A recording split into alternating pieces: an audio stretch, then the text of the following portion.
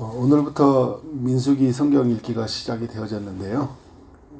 민수기는 출애굽한 이스라엘 백성들이 광야에서 38년 동안 방황하는 이야기예요.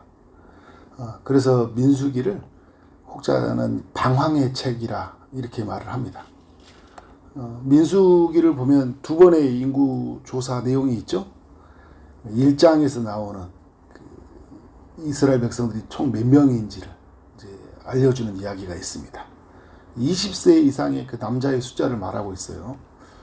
애굽에서 나온 사람이 몇 명이냐, 이런 의미라고 볼 수 있어요. 1장은.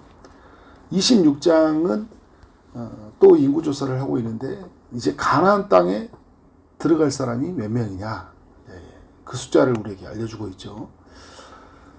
첫 번째 인구조사했던 내용, 오늘 1장을 읽었는데 1장 1절에 보니까 이스라엘 자손이 애굽 땅에서 나온 후 둘째 해, 둘째 달, 첫째 날에 여호와께서 시내 광야 해막에서 모세에게 말씀하여 이르시되, 둘째 해, 둘째 달, 첫째 날, 해막에서 모세가 나올 때 말씀하셨다라는 거죠. 그러니까 해막 공사가 이제 이루어지고 난 이후에 하나님이 모세에게 말씀하셨다라는 거예요.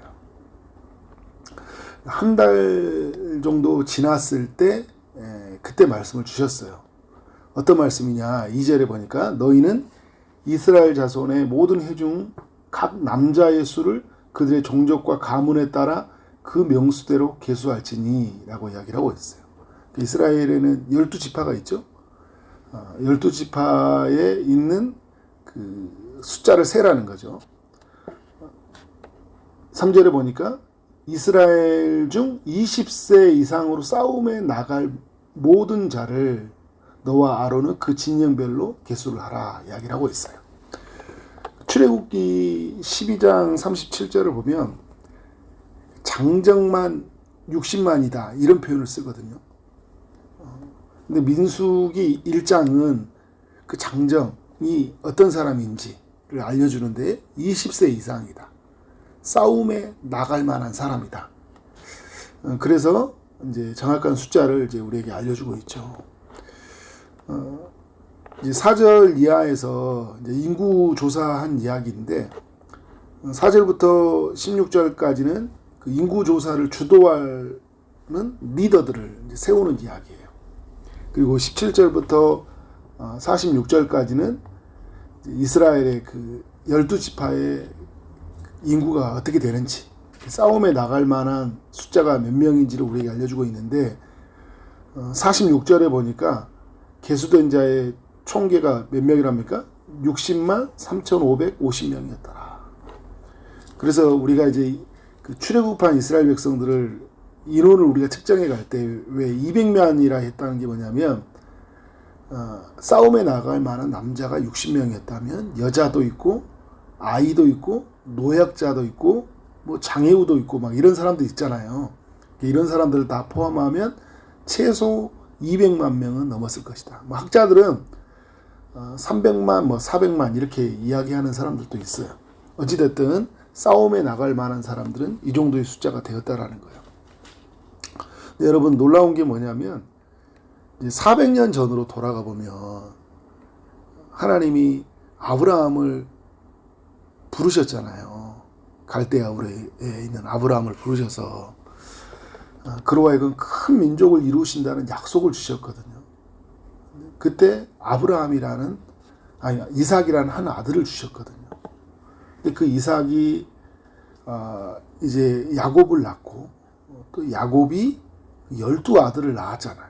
그 12아들이 또 아내를 만나고 또 그 아들들을 낳게 함으로 몇 명이 되었습니까?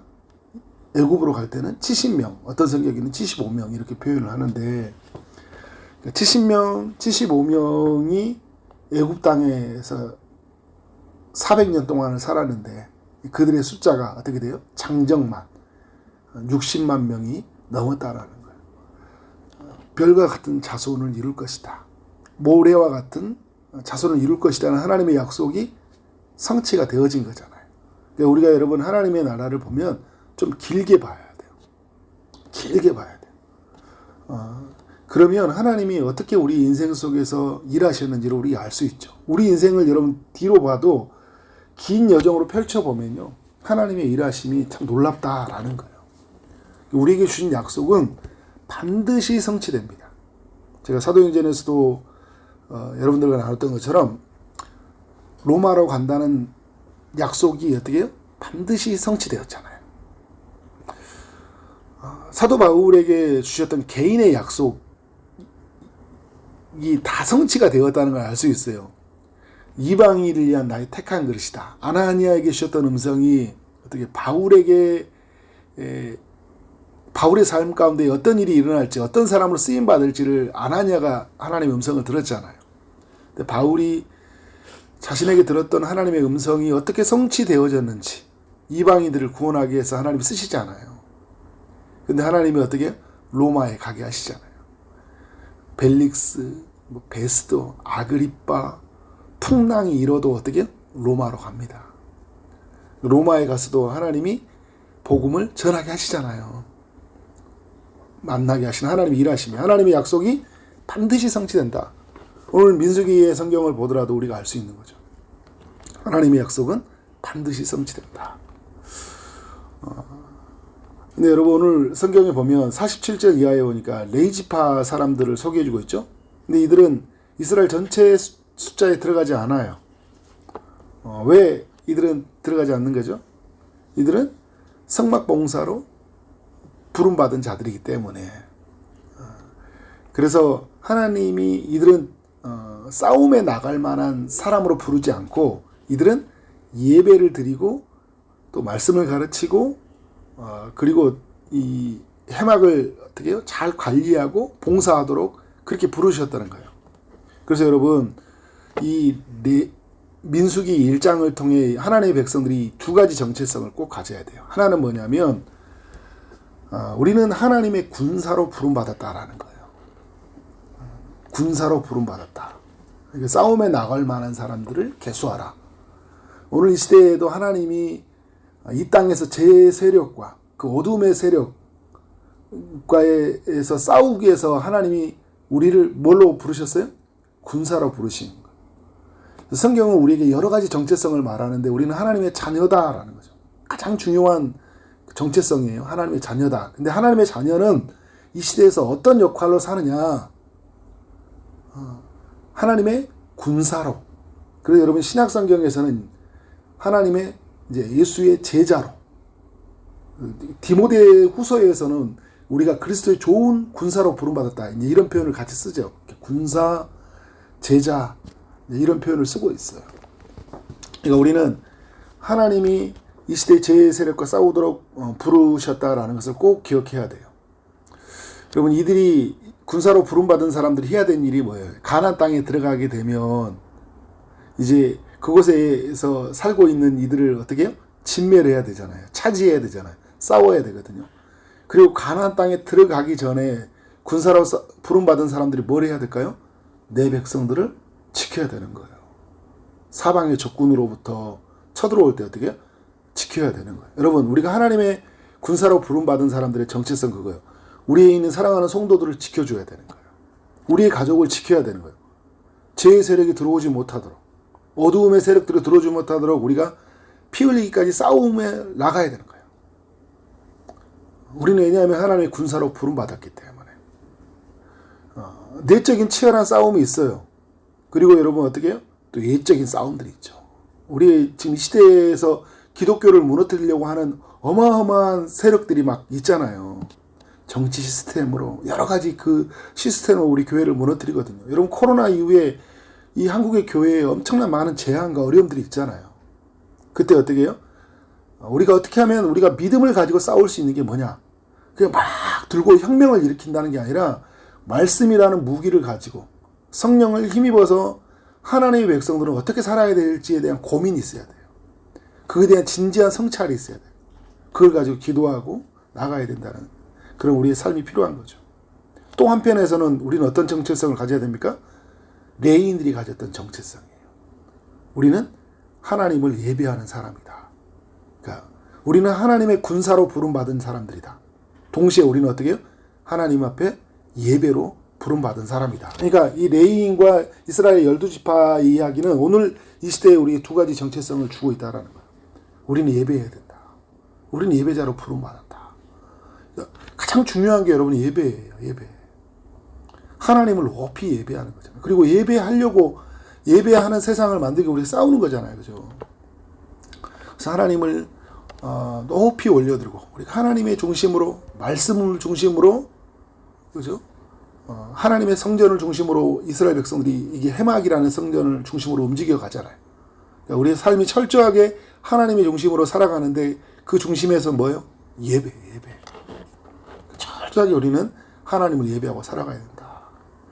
그렇게 살아가는 우리의 삶이 되어지길 원합니다.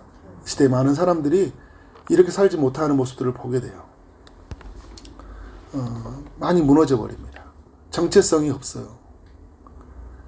그냥 하나님의 자녀라는 너무 고귀한 특권이죠.